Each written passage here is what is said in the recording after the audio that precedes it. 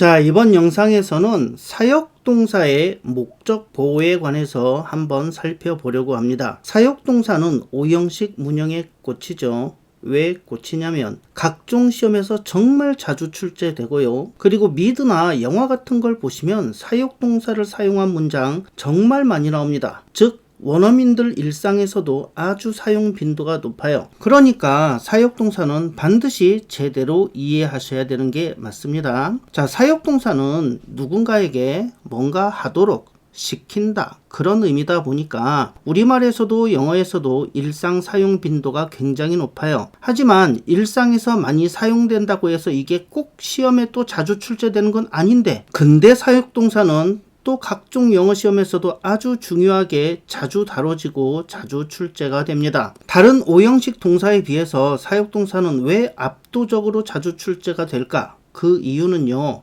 이 사역동사가요, 일반적인 영문법 규칙을 따르지 않기 때문에 그래요. 그러니까 법칙 파괴자예요. 파괴자. 자, 이렇게 일반적인 규칙을 따르지 않는다는 말은 무슨 뜻이다? 표현 형식이 파격적이고 특이하다는 뜻입니다. 이건 좋게 표현한 거고, 범죄자란 얘기예요. 범죄자. 법을 안 지킨다 이 얘기예요. 그래서 시험에 자주 나와요. 첫째, 일상에서 아주 자주 쓰인다. 둘째, 기본적인 영문법 규칙을 따르지 않는다. 셋째, 그러다 보니까 비원어민들은 사역동사를 쓸 때 틀린 표현을 하기가 쉽다. 그래서 자주 시험에 출제됩니다. 사역동사의 성질을 정확히 이해하고 제대로 사용하세요, 이런 의미로 자꾸 시험에 출제하는 거예요. 그런데 우리는 보통 영어 수업 시간에 사역동사를 이런 식으로 배웠어요. 선생님이 이렇게 말하는 거지. 야, 잘 들어. 사역동사 특징 알려줄 테니까 잘 들어. 이번 기말고사에 반드시 나오니까 잘 들어. 알았지? 사역동사는 말이야, 목적보호 자리에 동사 원형을 써야 돼. 동사 원형을. 이 앞에다 to 쓰면 안 된다. 알았지?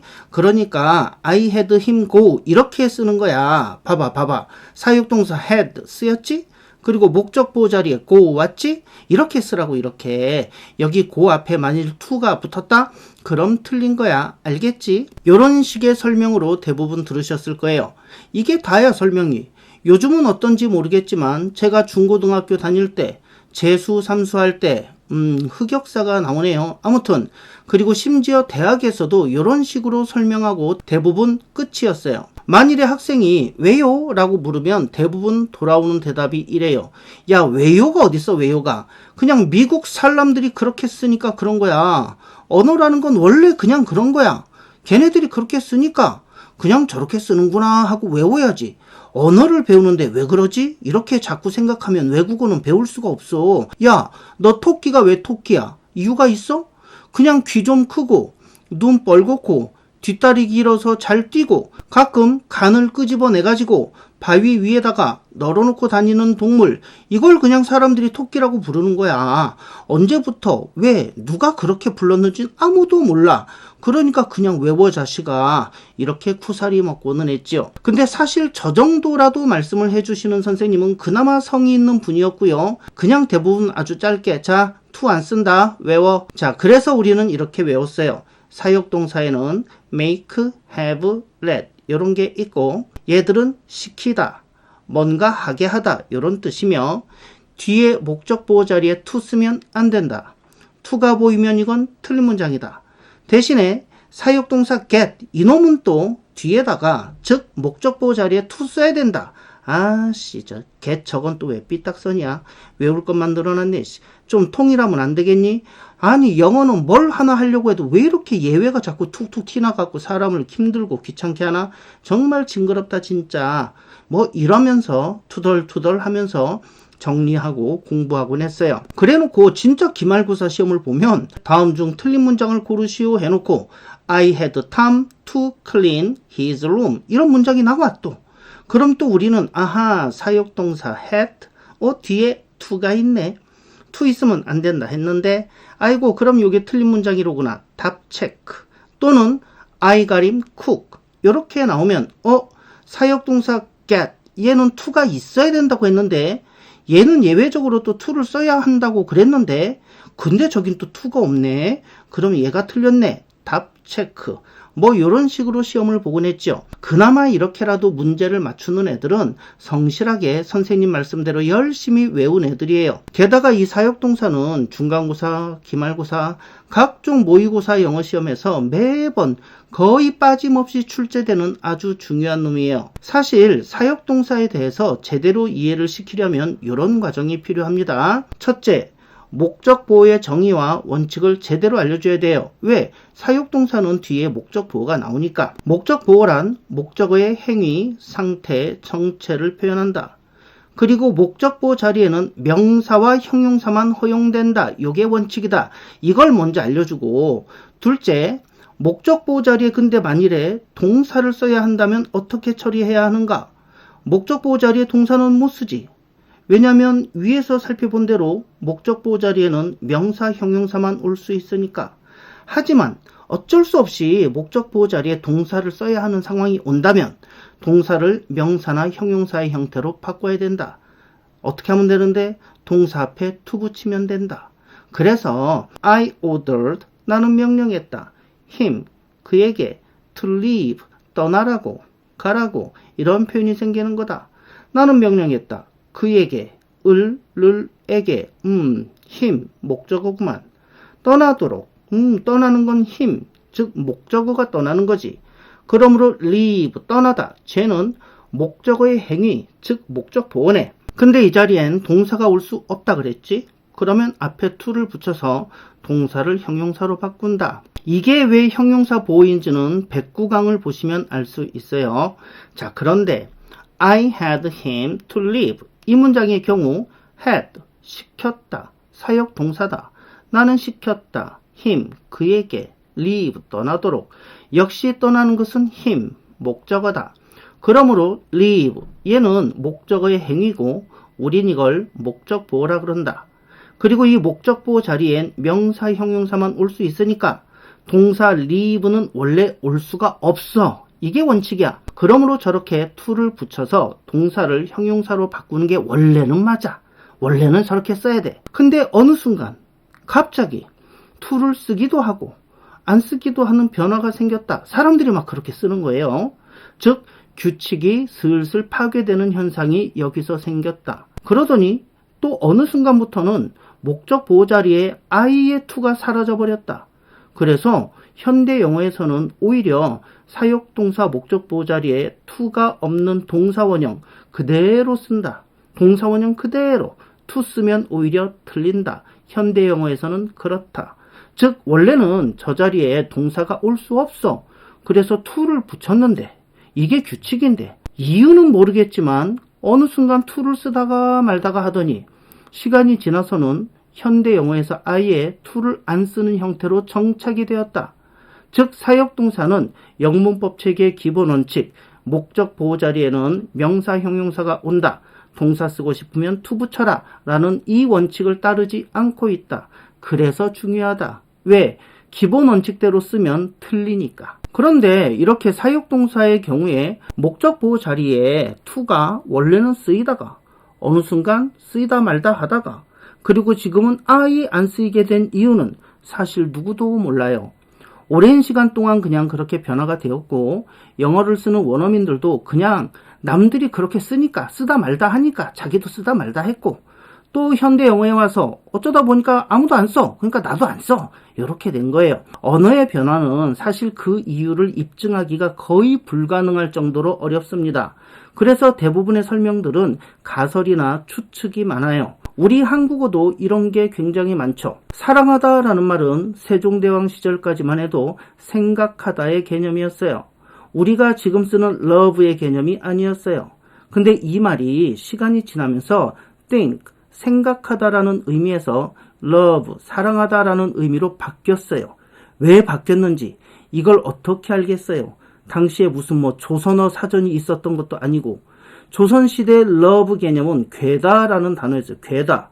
나는 너를 좀 무섭게 들릴 수도 있지만 사랑한다는 뜻이에요.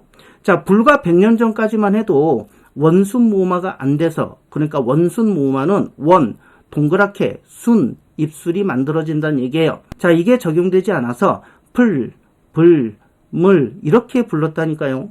그래서 100년 전에는 산불이 나면 야 풀에 불 붙었다 물가디와 이렇게 발음을 했다고 예전에 서한샘 선생님이 말씀하셨어요. 입천장, 우리가 이걸 구개 이렇게 부르죠. 입뚜껑이란 뜻이에요. 입을 덮고 있는 뚜껑, 구개.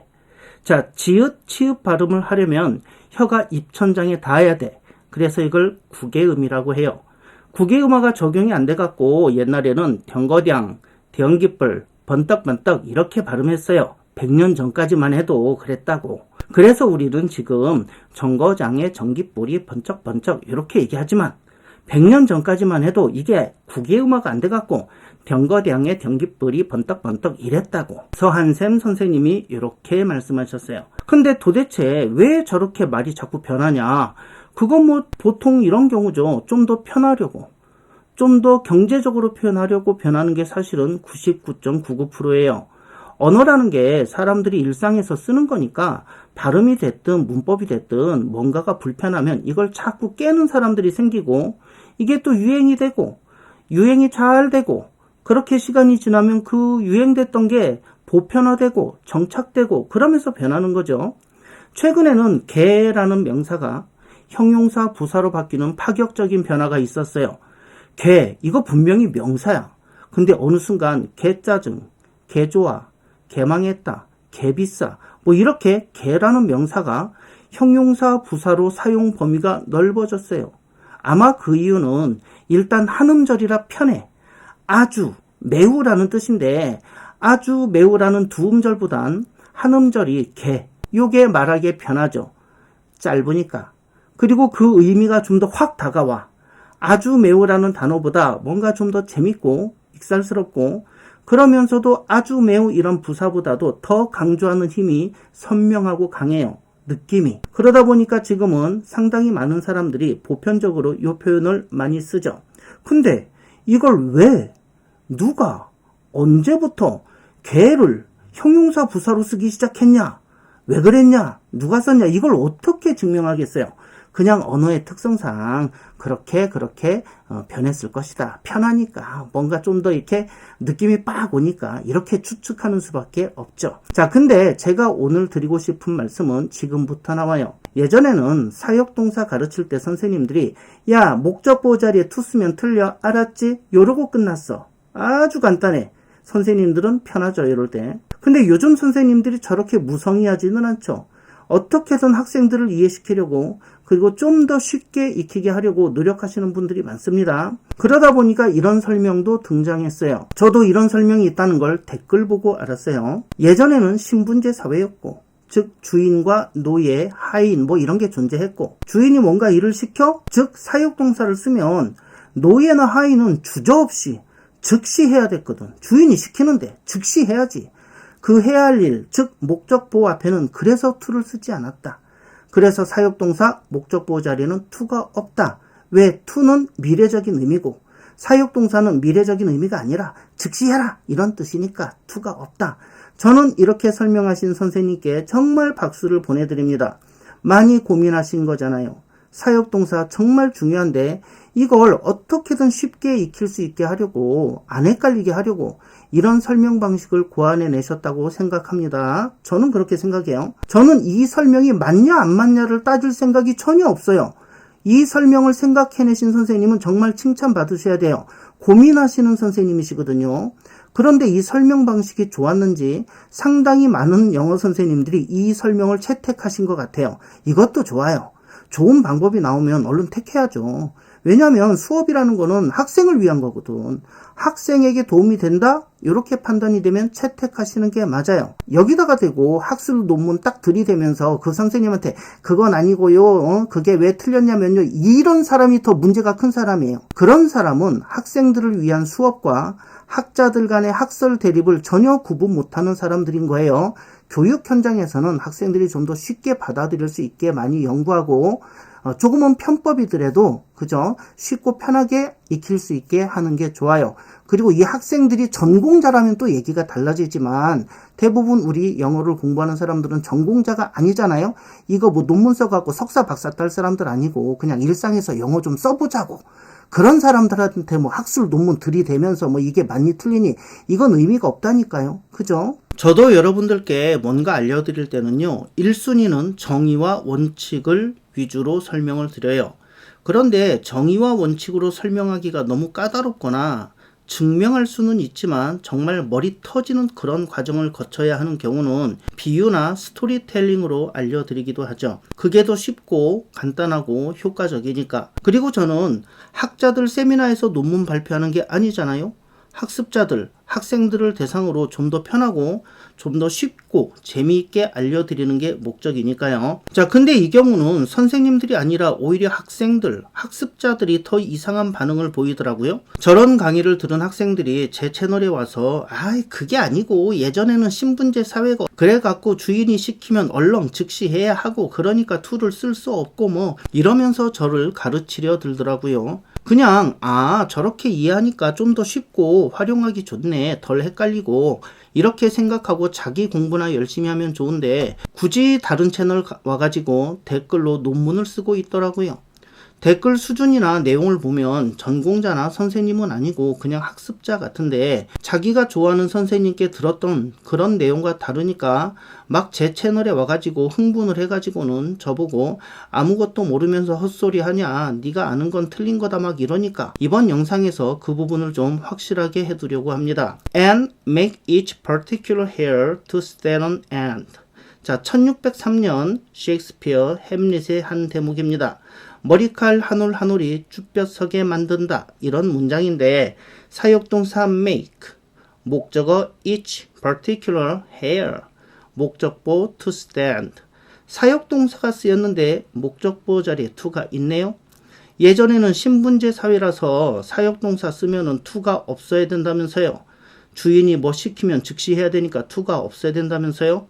근데 있어. 저게 to stand, to 있잖아요. 셰익스피어가 저렇게 썼는데 우리가 저기다 대고 대들면 안 되죠. He made me to lie down in green pastures. 1611년 킹 제임스 성경 시편에 나오는 구절이에요. 그가 나를 푸른 풀밭에 눕게 하시며, 이런 구절이죠. made, 저거는요 고대 중세 영어에서 주어가 3인칭 단수일 때 붙이던 거예요. 요즘은 s를 붙이지만 그전에는 이렇게 th를 붙이는 경우가 있었어요. 아무튼 여기에도 사역동사 make, 얘가 쓰인 거예요. 자, 근데 목적 보호 자리에 to lie, to 붙었죠. 자, 그 다음 This made me to reflect upon my condition with a great deal of sorrow. 이것은 깊은 슬픔 속에서 내 처지를 돌아보게 만들었다. 1719년 데니얼 디포, 로빈슨 크루소 대목입니다. 여러분들 로빈슨 크루소는 다들 한번 동화로 읽어보셨을 거예요. 역시 앞에 사역동사 made, 얘가 쓰였어요. 근데 목적 보호 자리에 to reflect, 요거 쓰였죠. to 쓰였네. 그죠? 자, 그 다음에 I had several men to help me. 자, 나는 몇몇 사람으로 하여금 나를 돕게 했다. 18세기 걸리버 여행기의 문장입니다. 걸리버 여행기도 많은 분들 다 읽어보셨을 거예요. 역시 사역동사 had, 이게 사용됐는데 목적 보호 자리에 to가 있네. 자, 이렇게 과거의 영어에서는 사역동사가 쓰였어도 목적 보호 자리에 to를 사용했어요. 그러니까 옛날엔 신분제 사회라서 사역동사가 쓰이면, 즉 주인이 하인에게 뭔가를 시키는 그런 강제성이 강한 사역동사가 쓰이면 즉시 해야 되니까 to를 쓰지 않았다. to는 앞으로 한다는 거고 미리 한다는 거고 사역동사를 썼을 땐 즉시 해야 되니까 to를 안 썼다. 이 설명은 여기서 이미 깨져버리는 거예요. 쓰고 있잖아. 쓰고 있는데 신분제 사회일 때 사역동사에 지금 to가 있다니까요. 자, 셰익스피어도 쓰고 성경에도 쓰는데 여기에 우리가 덤비면 되겠어요? 안 되겠어요? 안 되지. 자, 게다가 사역동사보다도 훨씬 더 강제성이 큰 동사들이 있어요. 강요하다, 명령하다, 이런 동사들도 I forced him to close his eyes. 나는 그에게 눈을 감도록 강요했다. I order you not to go. 자, 나는 너에게 가지 말라고 명령한다. 사역동사보다 어찌 보면 더 강하죠. 강요하다, 명령하다. 자, 근데 얘네들 역시 현대 영어에서도 여전히 to를 사용하고 있습니다. 하지만 저는 저 이론이 신분제 사회이기 때문에 이 이론이 엉터리다, 저 이론을 주장한 선생님들이 잘못이다, 이런 말을 하려는 게 절대로 아니에요. 그분들은 어떻게든 학생들이 사역동사를 좀 더 쉽고 편하게 이해하게 하려고 노력하신 것 뿐이에요. 제가 지금 하는 것처럼 셰익스피어 끌어오고 성경 끌어오고 그러면 얼마나 골치 아픈 수업이 되겠어요. 그 선생님들은 학생들을 위해서 최대한 자신들이 생각해낼 수 있는 편안한 방법을 고안해내시고 활용하신 것 뿐이에요. 문제는 그걸 듣고 남의 채널 가갖고 깽판 부리는 사람들이 문제가 있는 거예요. 언어에는요, 확실한 이론이라는 게 거의 없어요. 그런 게 존재하기가 사실 거의 불가능해요. 알게 모르게 오랜 세월에 걸쳐서 언어라는 건 변화하거든요. 그래서 지금의 학자들도 서로의 가설을 가지고 학설을 가지고 주장할 뿐인 거예요. 그래서 서로 학설이 다른 것들이 많이 부딪힌다니까요. 우리 국어 국문법에서도 주어가 뭐냐에 대한 어떤 문장에서 주어가 이놈이냐 저놈이냐 요거 갖고도 지금도 싸우고 있어요. 자, 그런데 왜 학습자들이 갑자기 학자가 돼가지고 자기가 알고 있는 게 옳고 네가 아는 건 틀리다, 이렇게 경솔한 행동을 하는지 모르겠어요. 학자들조차도 함부로 그렇게 단정을 못 짓거든요. 근데 이걸 학습자들이 그러고 있더라니까요. 자, 그러시면 안 되는 겁니다. 자, 그래서 이번 영상에서는 이 말씀을 드리고 싶었어요. 많은 선생님들이 조금이라도 쉽게 알려드리려고 여러 가지 방법을 고민해서 여러분들을 돕고자 한다는 거, 그리고 어떤 학설도 특히 언어 분야에서는 100% 확실하다고 주장하기 어렵다는 거. 그래서 저도 여러분들께 첫째로 확정된 공인된 원칙, 이런 원리를 중심으로 알려드리려고 하고요. 그런데 확정되거나 공인된 원칙이 없고 학설이 서로 부딪힐 때, 이럴 때는 제가 보기에 그래도 더 합리적이라고 생각되는 그런 학설을 택해서 알려드리고 있다는 거. 자, 그리고 이렇게 여러 가지 학설들을 동원해도 해결이 안 되거나 되려 설명이 더 복잡해지면 그냥 스토리텔링 방식으로 제가 이야기를 막 꾸며내기도 해요. 그래서 여러분들이 좀 더 쉽고 편하게 기억하고 쓸 수 있게 한다는 점. 사역동사 get은 여전히 규칙을 지키면서 탈선한 법을 어기는 다른 사역동사 친구들을 보면서 절규합니다. 오 마이 갓. 자, 저러면 안 되는데, 규칙을 어기면 안 되는데, 쟤들은 왜 규칙을 어기지? 오 마이 갓. 이런 거는 전혀 학술적인 근거가 없는, 그냥 여러분들이 좀 더 쉽게 재미있게 기억하고 활용하시는 데 도움이 되도록 제가 만든 스토리텔링인 거 여러분들 다 아실 거예요.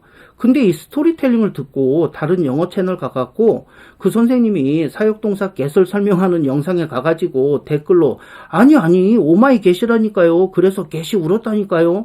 아니 make have let이 법을 어겨갖고 get이 오마이 get하고 운 거라니까요. 이러면 되겠어요, 안 되겠어요? 근데 꼭 그런 사람들이 있다는 거지. 자, 제 구독자님들은 그런 분들이 안 계시지만 다른 분들이 와갖고 그렇게 제 채널에서 깽판을 치는 경우가 종종 있다는 거. 그런 사람들이 제 채널에 와갖고는 막 신분제가 어떻고 이랬던 거예요. 우리는 그러지 않기로 합니다. 아셨죠? 그냥 듣고 저렇게 이해하니까 쉽네, 이렇게 공부하니까 편하네, 이러고 자기 공부나 열심히 하자고요. 아셨죠? 딴 데 가서 오지랖 부리지 않기. 자, 정리해 볼게요. 목적 보호 자리엔 동사 못 온다. 명사 형용사 오는 게 원칙이다. 그래서 목적 보호 자리에 동사 쓰려면 to 붙인다. 근데 사역동사 make, have, let, 얘네들은 목적 보호 자리에 동사가 와도 to를 안 붙인다. 원래 붙이는 게 맞는데 안 붙인다. 그죠? 옛날에는 얘들도 to를 붙였다. 근데 어느 순간 붙이다 말다 하더니 현대 영어에선 아예 안 붙여버린다. 오히려 붙이면 틀린다. 왜 그런지는 아무도 모른다. 더 편하고 간단하게 쓰려는 쪽으로 변화하는 언어 사용자들의 속성, 본성을 따랐다고 보는 게 가장 타당하지 않을까 싶다. 다음 영상에서는 사역동사의 목적 보호 자리에 오는 다양한 형태를 공부해 볼 거예요. 동사 원형이 오기도 하고 현재 분사나 과거 분사가 오기도 하는데 어떻게 구분해서 쓸지 그거에 대해서 정리해 보도록 하겠습니다. 자, 시청해 주셔서 감사합니다. 저는 다음 영상에서 뵙도록 하겠습니다. 끝이에요.